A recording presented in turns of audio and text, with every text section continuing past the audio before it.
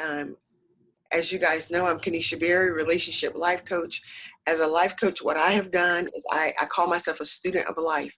I do my best to understand our thoughts, our emotions, our behavior. I do not have a degree in psychology. I find when I start looking at that, it's so much brain work that it kind of loses me on the whole brain work side of things. I like to really understand the mind. And I know people are like, well, the mind and the brain, it's not the same thing. But the mind is literally the way we think about things. And what I've learned in my own life and studying other people's lives as a life coach, the research that I do is when we grow up without our dads, we get these messages. And oftentimes we're operating from these emotional wounds, is what I call them, or you may hear me refer to them as soul wounds. And one, many of us are unaware that we have these wounds. And two, if you don't know that you have something, you don't know to address it. So I've learned that oftentimes what we're calling our personality is not our personality. It's our wound showing up. And when we're operating from our wound, many times we create a life that we do not want.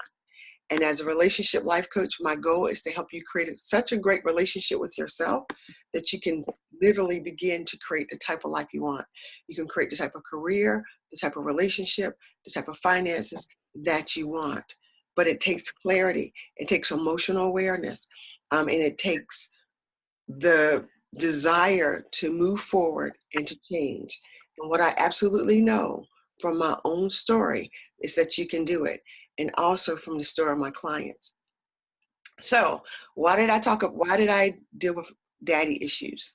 So as you guys know, or maybe you don't, if you're new to me, I need you to understand something. I am what I call a God girl.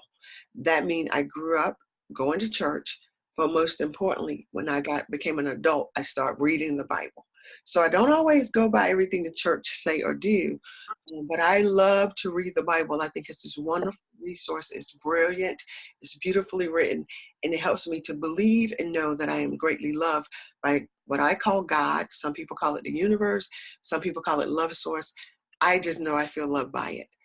And in that love walk, is what I call my relationship. In that love walk, I learned that I am greatly loved. I am greatly accepted, and there's no mistake about me. Now, I spent many of my years. What's that? Laetitia? Yes. Yes. Did you have a question? No, not yet. Thank you. No problem. So I've spent many of my years, I will be 47 years old in December. And I know for some people that's surprising because people tell me they think I'm 30 or in my 30ish, but I will be 47 in December. And I spent a large portion of my life feeling rejected, unwanted, unapproved, just totally disconnected really from the source of who I am. When I started learning that a lot of it came out of my relationship with my dad, I thought, well, I want to heal this area in my life. And so I started doing the work, and it can be done. And it did take me and my father into a journey that sometimes felt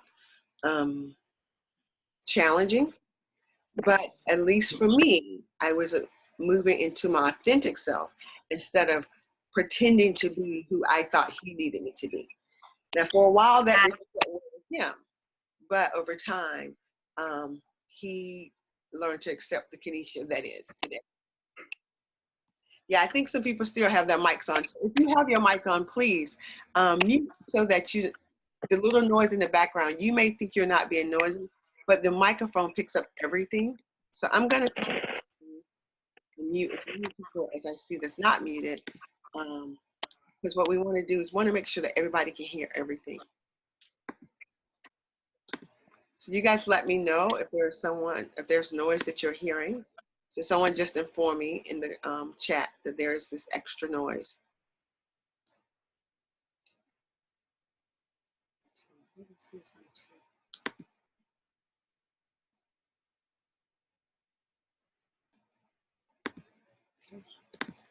So hopefully I've quieted and make the room quiet.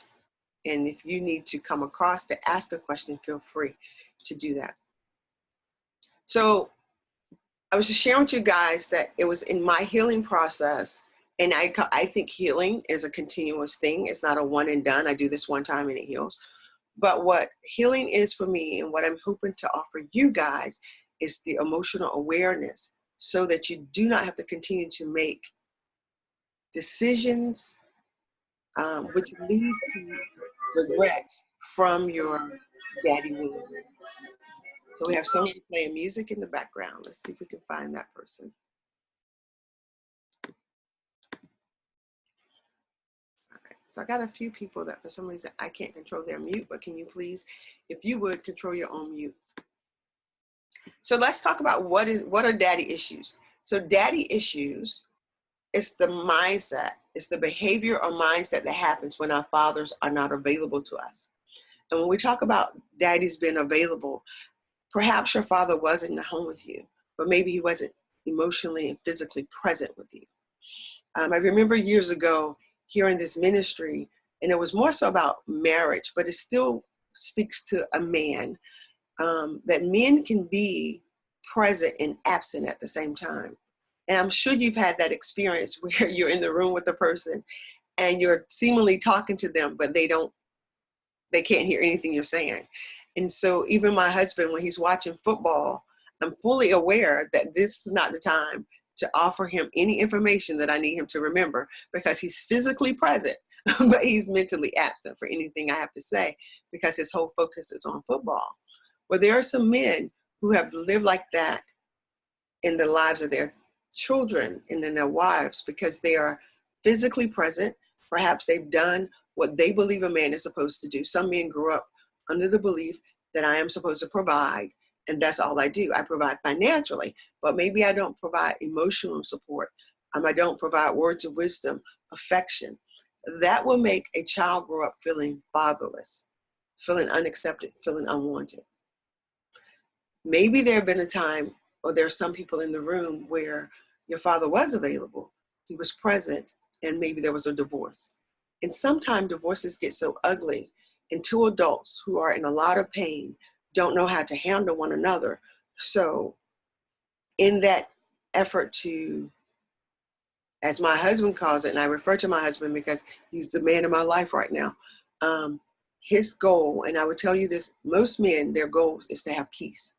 And so instead of arguing all the time, even though you would hope that your daddy will argue and fight for you, but instead of arguing and fighting all the time just to see the child, just to spend time, if he is faced with that situation, he may retreat and not show up. So then you become this daddyless daughter or this fatherless son because there was divorce. You have two overly emotional people, don't know how to handle their emotions, don't know how to talk to each other, and don't necessarily know how to put you first. And now you've become what some people call a fatherless son or a daddyless daughter. So now you don't have the relationship and the guidance you need from that father figure in your life.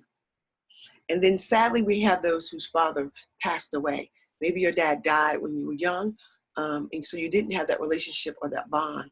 And that creates in you this feeling or this belief that you're not loved or accepted.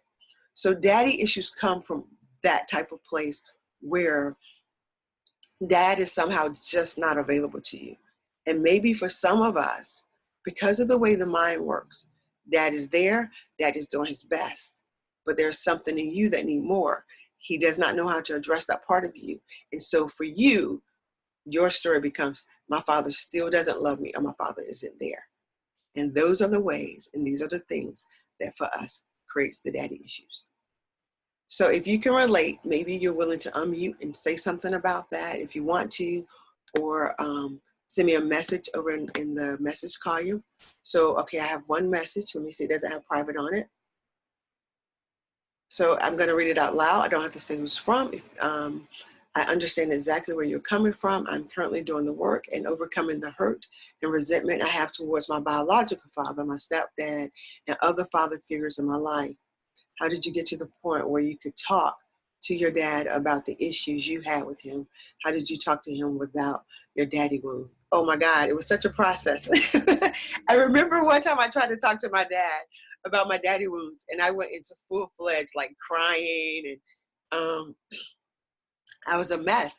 And because I was doing the work and I went into that place of just like crying, I literally said to my dad, I was like, this is my 12-year-old self showing up. Because I recognize that for me, that for a long time with my father, I lived at my 12-year-old self. My dad comes into the room, I get uncomfortable, I get quiet, I don't know what to say. I just want his approval, all of those things. And that was my 12-year-old self. My 12-year-old self needed her dad, see me, love me, be there for me, accept me, do for me what you do for my sister and brother, because my father remarried, he had twins, and seemingly to me, he provided for them what he wasn't providing for me. And so one of the first times I tried to have that conversation with my father, that's who showed up, my 12-year-old self. But I was able to, because of the work, I was able to recognize, okay, she still wants to talk. She's still hurting. She still has some things to say. And my dad was looking at me like I was an elephant, like I had morphed into some foreign being, because he's like, oh my God, my daddy doesn't do emotions. So he was looking like I just scared him to death. However, I needed that. And so I moved out of a place where I was doing everything to please him to get to the healing I needed. So if you have to be uncomfortable through my healing, I'm really sorry, but I've been uncomfortable all my life. And so here you go. What I have done now is I've comforted that part of myself where one of the greatest things I heard, Iyanla Vanzant, I don't know if you guys have heard of Iyanla Vanzant. She's amazing. She's done work with Oprah. And actually, I heard it on one of the shows where she said, when you become an adult, you no longer need your daddy. You may need your father. And a daddy for me was, I needed his approval. I needed his respect. I needed him to be like, you're doing a good job. I needed him to be proud of me. That was the daddy. When I became an adult and I decided and I started doing the healing work, I really realized that I love my dad, but I don't need him as my dad. I need him as my father. And for me, a father meant I needed a relationship with him. As a Bible girl, the Bible says, honor your father. I needed a relationship with my father because I am just like my dad in so many ways, more so than like my mom. So when I would go periods of time trying to punish my father by not speaking to him, or he would go periods of time not speaking to me, there was a disconnect for me because I'm so much like that man that I need to see him. I need to understand him to understand me. So I know for many of us, and I had friends that did this, where we cut our fathers out of our lives because they hurt us. They didn't show up the way that we thought they should show up. But I would encourage you to get clear about be honest with yourself about what you need from your father. Be honest with yourself whether he can provide it. So this is a saying I've always used. You would not ask a homeless man for money. Because you look at the homeless man and you would realize this guy doesn't have $5, $10, 200 kwai to give me. Why would I ask the homeless man for money? And so if your father is emotionally unavailable, you cannot ask him for hugs, love, and affection because you need them. You got to be honest with yourself about who he is and who you are and realize, well, if all he can do is put a roof over my head and make sure every month that he's paying the bills, that's the he knows how to love me. So sometimes it takes a level of maturity within us where we can let them off the hook, because at the end of the day, they are just people. And even though many of us live by these rules of what the host everyone. So are we having more feedback? Let's see.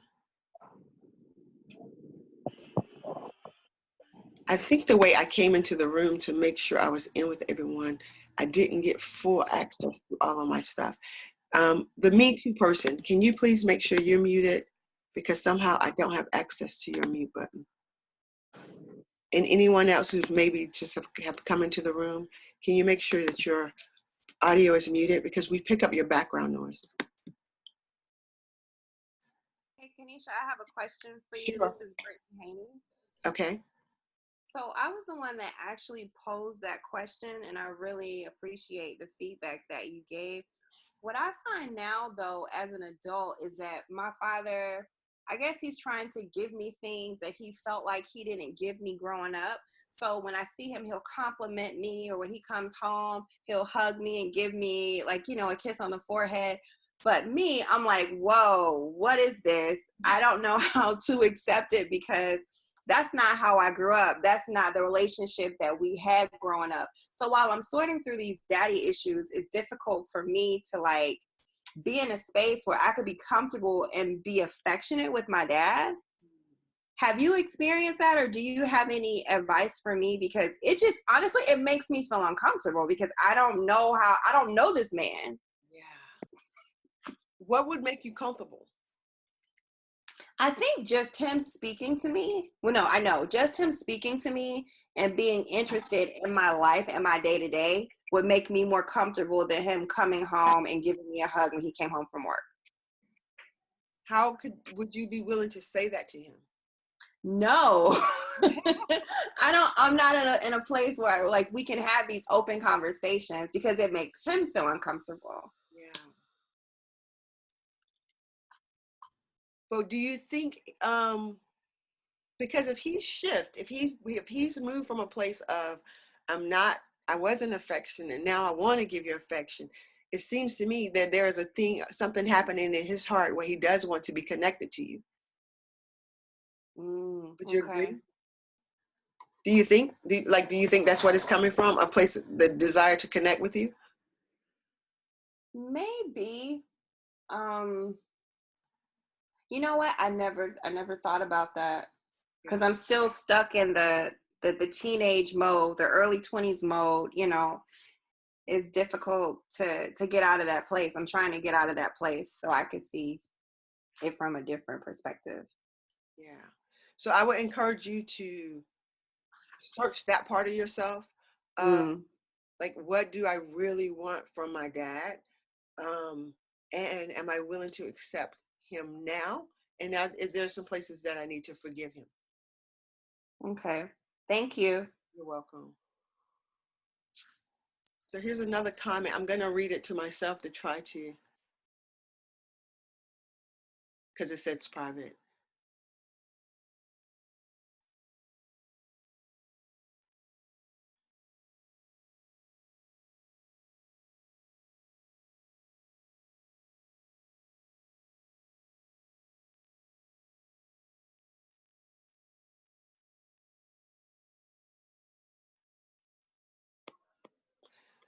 Yeah, so I hope it's okay. Like, I won't share your name, but I can just maybe share, because someone else may be dealing with this.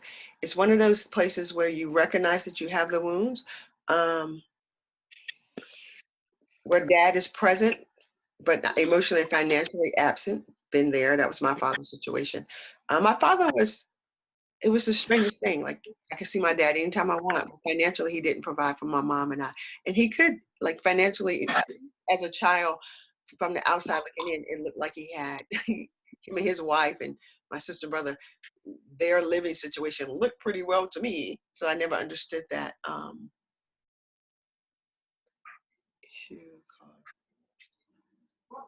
So when our father had their own wounds, I like my father, just listening to the stories he tell now about his father, I know my father is full of daddy issue wounds.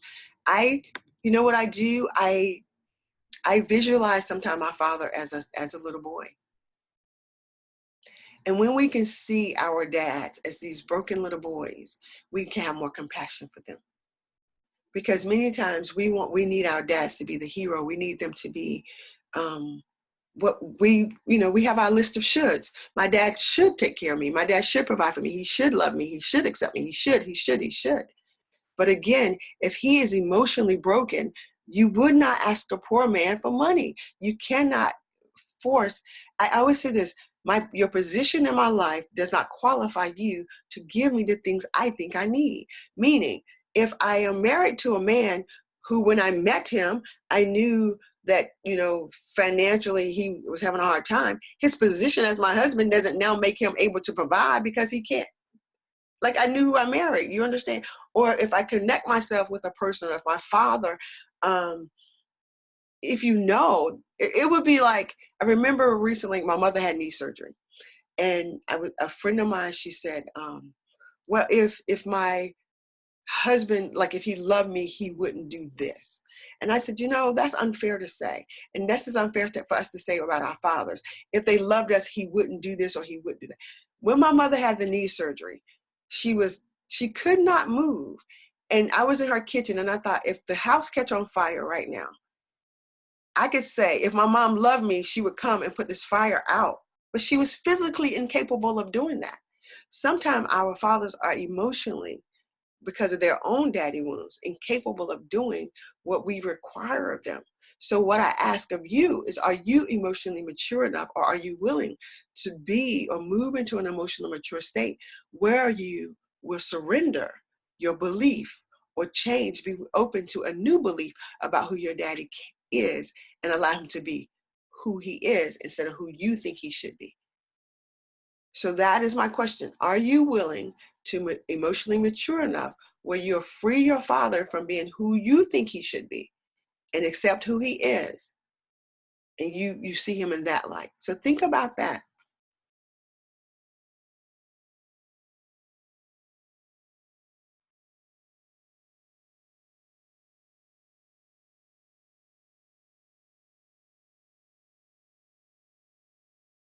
So there's someone who's saying that they haven't been able to achieve forgiveness. Bible girl here. Forgiveness, he says, how often should we forgive? 7 times 70, right? So many times we think, okay, I forgive the person and it's done. Forgiveness is a process.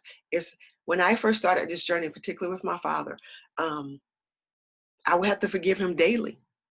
I would forgive him when I didn't talk to him. I would forgive him when I did talk to him. Even now, I'm home. Currently, we have scheduled to see my father on Wednesday. Before I sit before my dad, I will sit and do a little ritual where I do this. I pet myself. I don't know if you guys heard of tapping, but I pet myself and I hug myself and I say quietly, I am enough. I am loved. I am greatly loved by God. I am enough. I am enough. I am enough. And I walk into his presence, fully emerging myself with the notion and the belief and the love that I am enough, because I know the 12-year-old will show up and shrink down and feel like she's not enough before her father. So part of my forgiveness process with my dad is my own self-healing. So maybe part of your process is, what are you going to do to heal that part of you that have the false beliefs that you are not enough or he didn't do something enough? And I would encourage you, as many of us on this call, we are adults now. Heal the little girl that need daddy, and then attend to the adult you. And so that is an attending to myself. I am enough. I am enough. I am enough. And you say something so long to your heart and your soul believes it. And the last time I was with my father, and I did that before I got with him, and we just spent time, we're laughing, we're talking. He says, wow, you are so happy. And I'm going like, yeah, he sees it. He says, you can't fake happiness. So you can do it. So I'm reading some of the comments.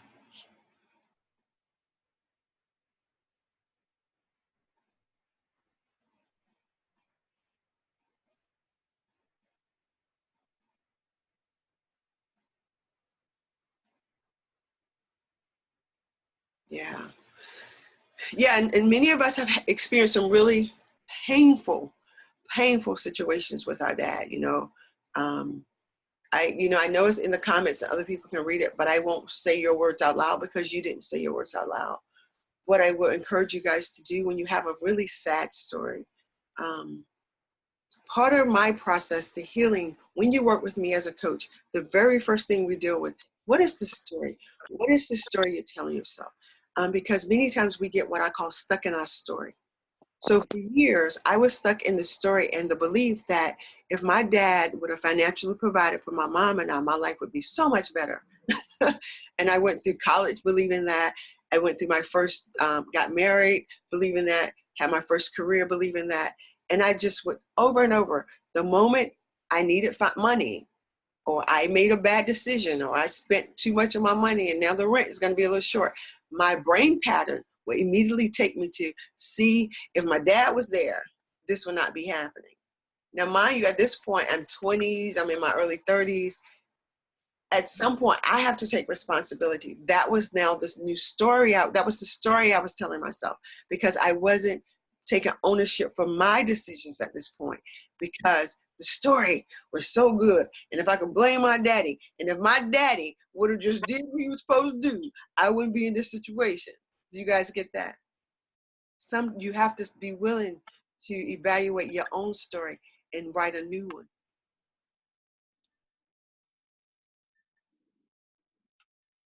Yes. So someone says they struggle with forgiveness.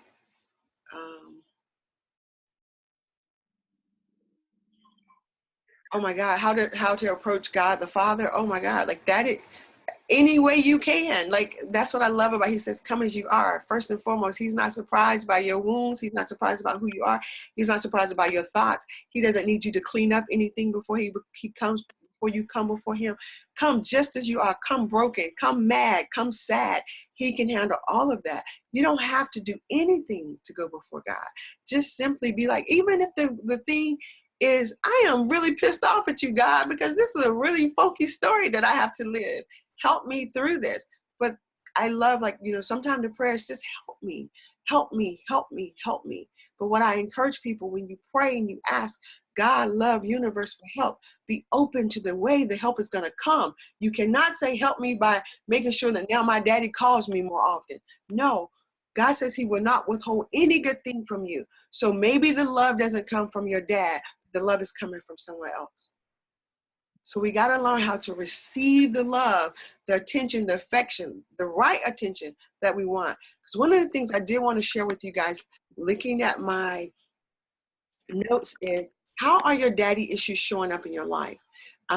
So one of the ways is sometimes we only want to date older men, or women want to date men, or women, I don't, whatever your preference are. Perhaps you find yourself attaching to people you think or perceive who will provide security for you.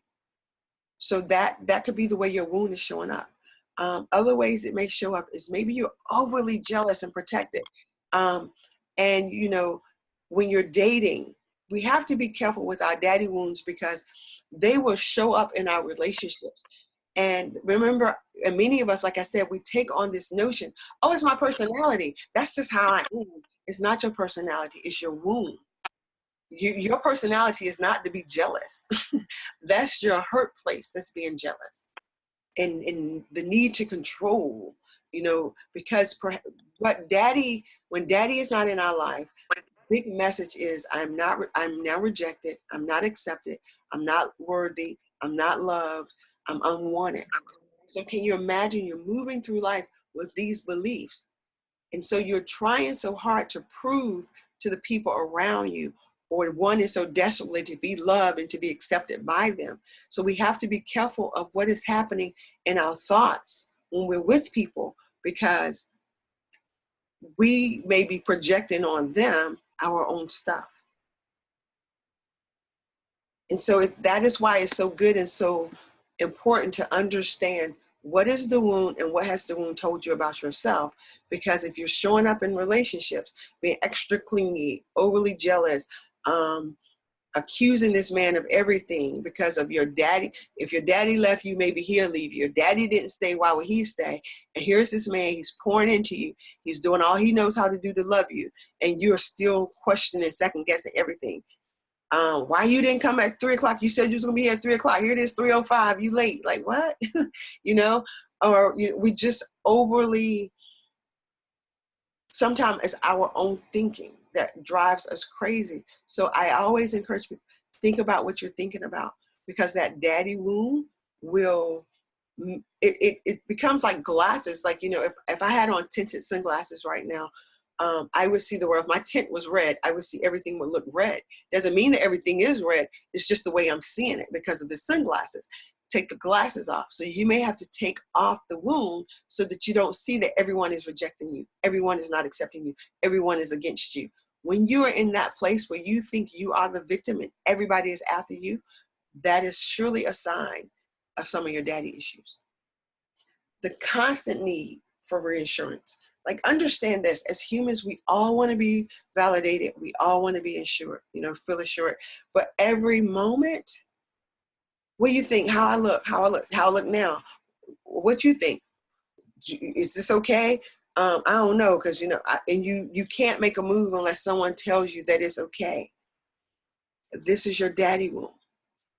And somehow you've got to learn to deal with that, because otherwise, particularly if you get into a relationship with a man or woman and you're pulling at them like that, it becomes exhausting. And so in your effort not to get rejected again, you create an environment where people will reject you because they're thinking, she's too much, he's too much. It's just, I can't breathe. Every little thing, I tell them they look great and I got to tell them again 5 minutes from now. And if I don't say it the right way, and it becomes exhausting to a person. And honestly, your emotions are no one's responsibilities but yours. They're your emotions. They're your thoughts. You have to take full responsibility for your life.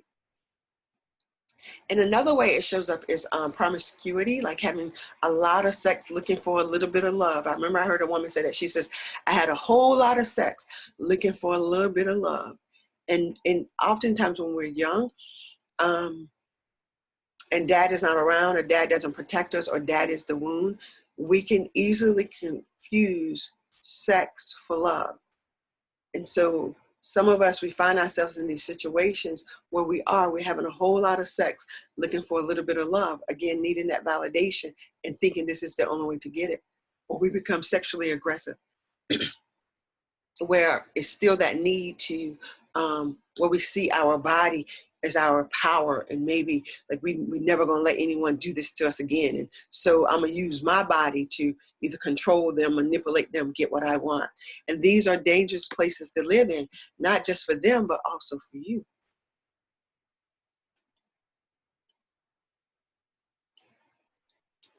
So I'm reading some of the comments now. If you guys anyone have any questions or anything they want to share, feel free to unmute and ask the question.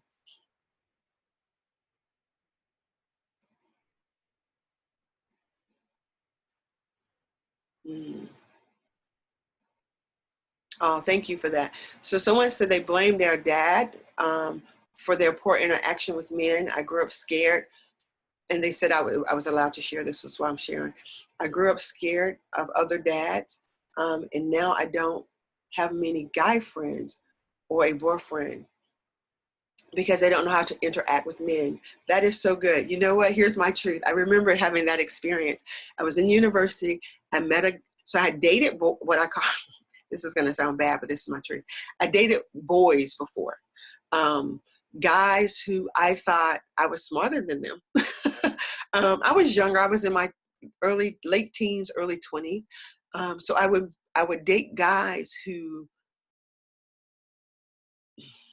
they were intelligent guys, but I felt like they didn't have anything on me.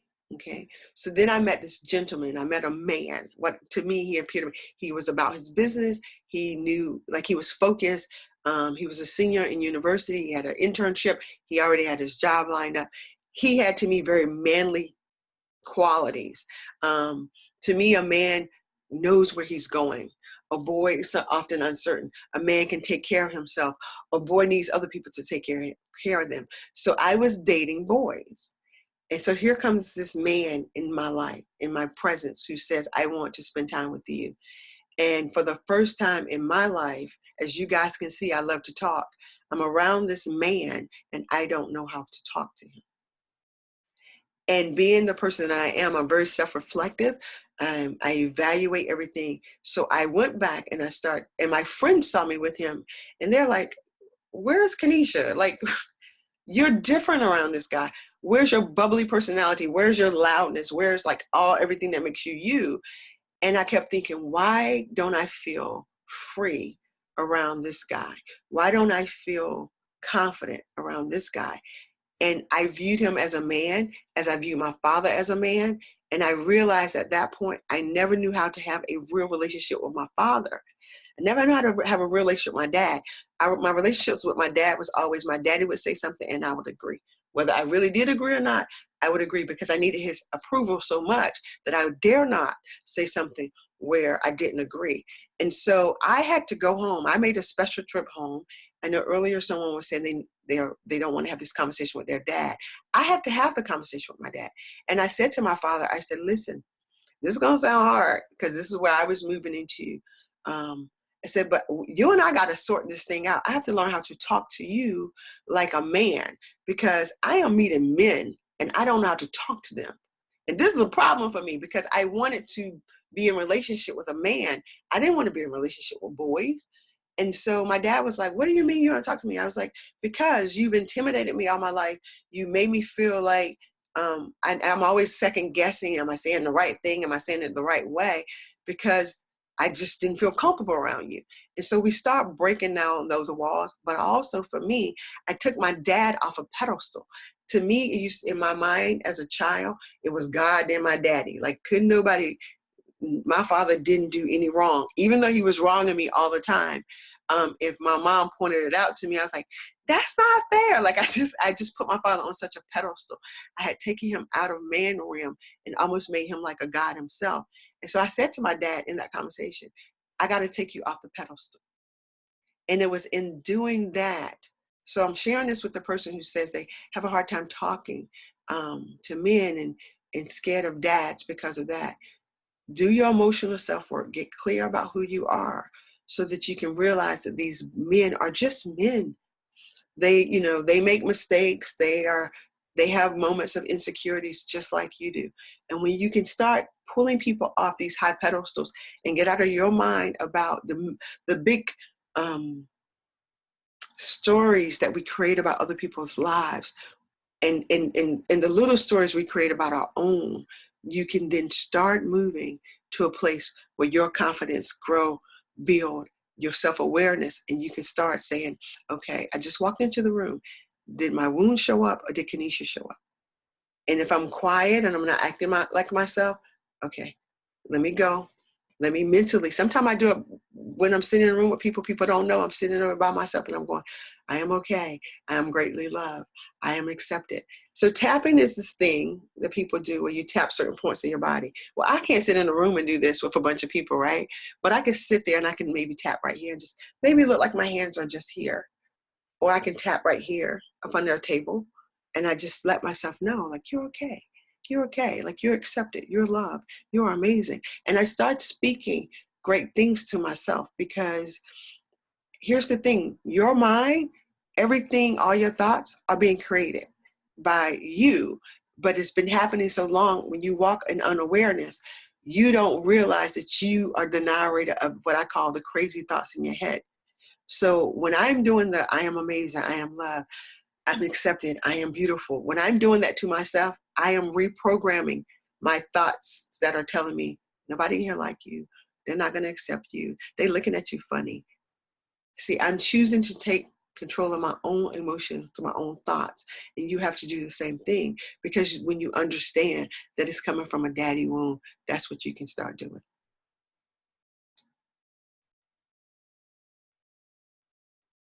Yeah, so someone said they never thought about how God could pour the love from someone else. Yeah, he will. He will. And many times we'll miss it because we're so focused on it coming from who we think it should come from. But he provides. I love that he says, I will provide your every need. We miss the need many times because we think it needs to come from a certain place or a certain person. No, God is so generous. He gives you what you need. So I'm reading another comment. And if I don't get to your comment, please forgive me. I'll do my best.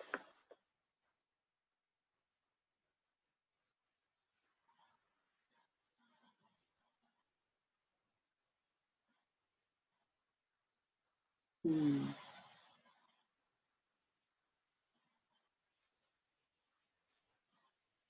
Oh,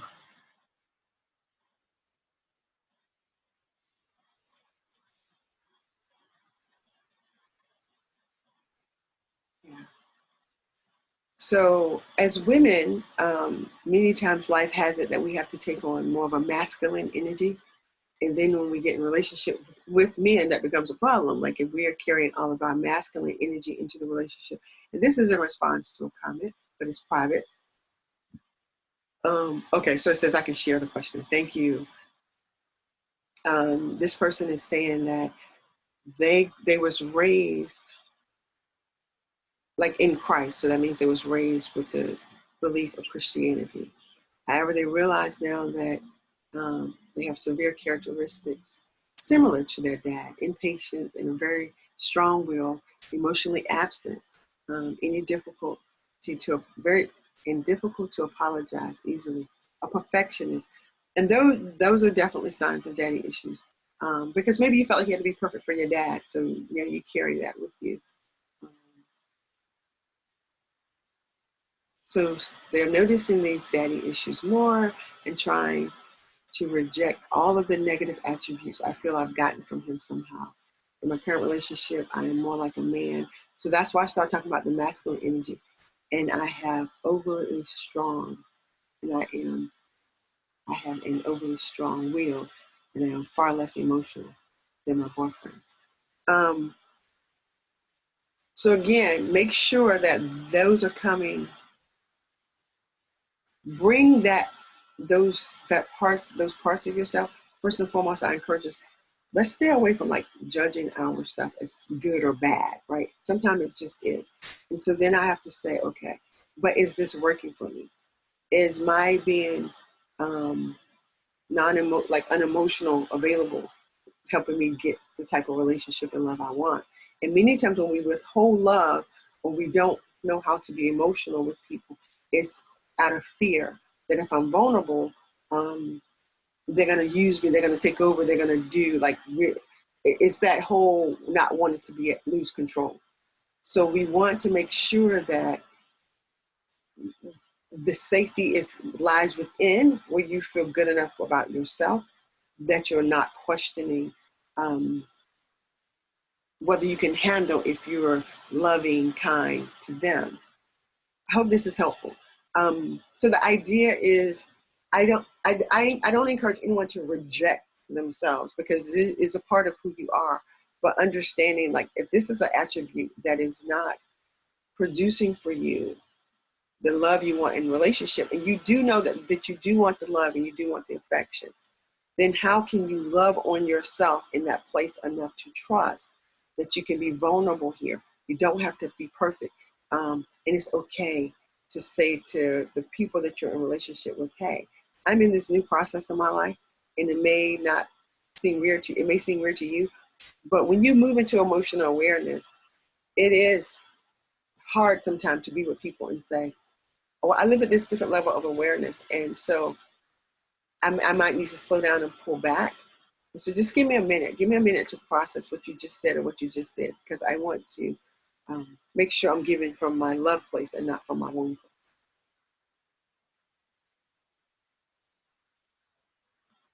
I don't believe that someone asks, is the message showing? I don't believe the private ones are. The ones that are not privately, I think everyone in the chat can see.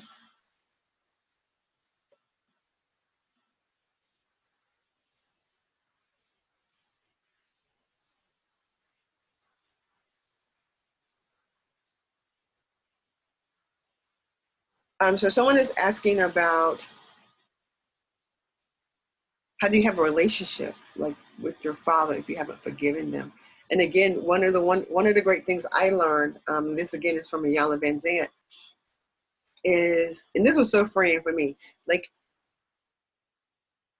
I get to decide now what my relationship with my father looks like. So there are times when my dad calls, I don't answer the phone because I love my dad, but like I know the kind of conversations my father had. And if I'm not emotionally in a place where I can take, his everything is money, which then makes me feel sometime bad, because when your whole life you hear about money, and I grew up feeling like, okay, all he does is talk about money. He never gives me any. So maybe if I make enough money, he will love and accept me. So God showed me years ago, he's like, you are chasing money, trying to get your dad's approval, but you don't have to, because I approve of you. And so if I'm in a place mentally and emotionally where I'm already having, like, not feeling good about my money, and my dad calls, I choose not to answer the call because I get to decide the relationship I have with my father. So therefore, at this moment, I'm deciding that no, he's not welcome to come into this space that I'm in. And so then when I want to, you know, spend time with my dad, I decide. It's not I have to, or when my dad calls, I have to. It's I get to decide. And then I love up. You know, I told you guys I love up. This is not, I'm not pretending with you all. I do this. I love myself up. And then when I feel that I've given all I can emotionally, I can choose to say, okay, this has been great, but we're going to leave. Like, I'm going to go home, not from anger, not from whatever. But if I am not feeling, if the rejection wound is showing up too much when I'm with my dad, then I could choose to say, you know what, I need to go and love on myself some more. I need to go and sit in the presence of my father, my heavenly father, because my daddy is draining me. So you get to choose. You get to choose the relationship you have when you become an adult. That's why it's so important to be aware of your adult self and not your little girl self. Because little girls don't think they have a choice. And many times we don't, or little boys, but you can choose. And I know culturally, some people that's different. But here's this what I mean when I say that. Culturally, you may be responsible to take care of your parents, but you still get to choose how much, as an adult, how much say they have in your life because you are the adult. You don't have to continue to be a little child to your parents. They want to treat you like that. I have moments with my parents, my mom included, who want to speak to me like I'm a child. But I choose to say, love you, but no, thank you.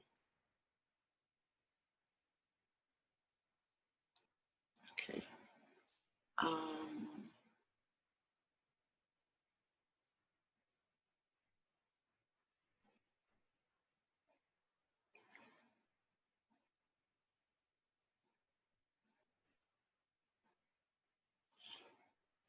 mm,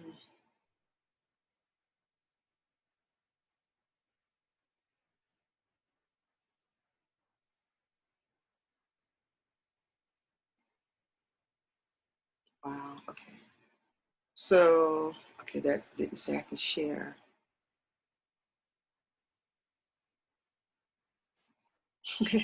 So someone said I need to get to the point and say I love you, but no, thank you. Absolutely, and you can do that. It's so important that we learn to take ownership of our own life. It's just it's gonna feel like a lot of times you don't have control, but you have way more control than you think. I just want to say we're down to about the last 8 minutes. If there are some questions that you absolutely want me to answer, let me know. I'll do my best. Um, I want to know, like, is there anyone who want to share any thoughts about what they have the webinar helped at all? If there's anyone who want to come off mute and just kind of share a little bit what they either gained from this, or if there's a question, or if there's some new revelation that they have now about daddy issues, share with the group so that we can all be blessed by it. Hi, Kanisha. It's Brittany Haney again. I'd like to share. This was very beneficial to me because it put things in perspective as far as, like, what do I want? So it's like, okay, I want to get over these daddy issues, and I want to, I mean, I guess I'm tongue-tied because it's like, okay, so what do you hope to accomplish when you get over those daddy issues? So now I have to do some more work and really think about what is it that I want from my father, or fathers, rather, because it's not just him, it's him, my stepdad, my biological dad, my granddad. And it's like, so how do we build a relationship from there? Also, to understand that I can't ask a poor man for money. Like you said, I can't ask a homeless man for $5. And to really think about what is it that he can give me? And is it necessary to set these high expectations and to have all these requirements of him when I know that he can't offer me that? And to see him as a little boy, I think that's also very valuable because he has a lot of daddy issues that he never sorted through himself. And that really helped me to see him in a different light and to try to move forward with overcoming my pain and building a relationship based on a feasible plan and a realistic view of what I want and what he can give me. So thank you for that. Oh, you're welcome. You're welcome. And that is the thing, like many times we're running so much on emotions that we haven't sit and really thought about, like, what do I really want from this relationship? And we fantasize a lot. At least I know I used to fantasize a lot. And so as my father and I went through this really tumultuous time, but literally like for 4 months, he wasn't answering my phone calls. And I just didn't have contact with him. When I arrived in America, I took 3 days to process, what do I want from my dad at this point? You know, he's, because now I'm going, you know, I've done my emotional work, so I'm not hurt anymore by this because I know that this is his emotional wound. I'm not so much angry as much as I would have been in the past. I'm just like, so I try to have some compassion for him. And so I took 3 days to sort, like, okay, when I talk to my father, what do I need? What do I need? When I make this phone call, what do I need? And I was clear. It took 3 days to sort it out, though. I got clear that what I needed at that moment, after 4 months of not hearing from my father, I needed to hear his voice. And I needed to hear that he was okay. And listen, so what I want you to hear is what I'm saying, what I needed. What I did not need was an explanation of why you didn't talk to me for 4 months. I didn't need an apology. I didn't need you to beg my forgiveness. I didn't need you to, you know, justify why you did this to me. I took 3 days and I sorted out because I was like, do I need to understand why he did that? No, it hurt for a while, but no, because I get it. You know, that's who my dad is. He withdraws. There are patterns in people's lives. When I start realizing, if I ask my father for too much, whatever too much was for him, too much affection, too much attention, too much something, when I required more than he had, my father's answer was to withdraw. So when I realized, okay, he's doing what he always done, right? I didn't need him to explain to me, why would you go 4 months without talking to me? No. When I called him, I said, I just needed to hear your voice. And I need to know that you're okay. And then my father talked to me like nothing had ever happened. And I just laughed and I said, okay, well, it was good talking to you. I'll be in America from this point to this point. If you want to see me, let me know. But that's what I needed. And I was clear about that. So we got to be clear about what we need. Someone asked, how do you love a friend or a spouse who has daddy issues? Compassion, compassion, compassion. When you begin to recognize your wounds, you will see other people's wounds. And so we move out of judgment and into compassion. That's all you can do is just have compassion for them. So someone said, what's up for tomorrow and what time? So tomorrow, same time. And tomorrow what we're going to talk about is we're going to dig a little bit deeper into the symptoms of rejection. So when daddy, here's the message that I read, and I thought we need to talk about this. When dad is missing, the message and the root belief is rejection. Rejection is the refusal to accept, approve, or support something. The root cause of daddy issues is that the father has refused to accept and love the child. And we were created, so you was created for acceptance and love. So let's talk about the symptoms of that. What does that look like in your life? How is that showing up? And how is that affecting, particularly like your relationships, but also your careers, the finances? Like many times, because I said to you guys earlier, with my money issues, I can often struggle with my worth because I will attach my worth to how many dollars I have in the bank. And so when the dollars go low, I can go low because that is something that shows up. So let's be aware of those things so that then, again, let's come back to love being God for me, but whatever love is for you.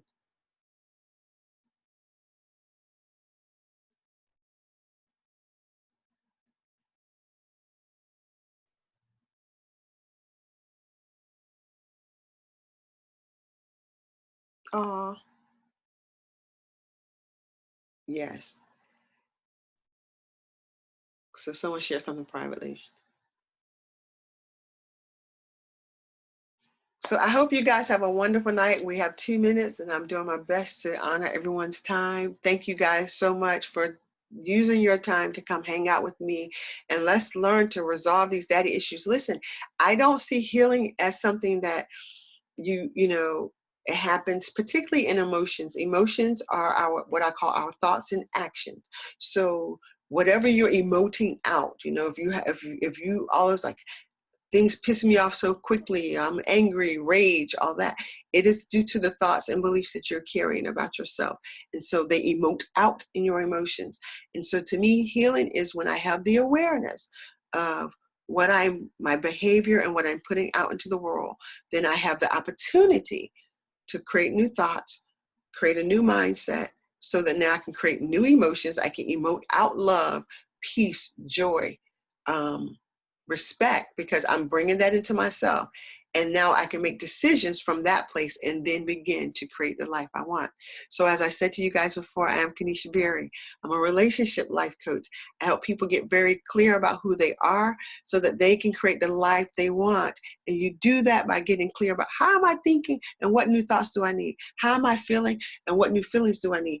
How am I behaving and what new behaviors do I need? Then you begin to be the master of your life. So have a wonderful evening. I look so forward to talking to you guys again tomorrow.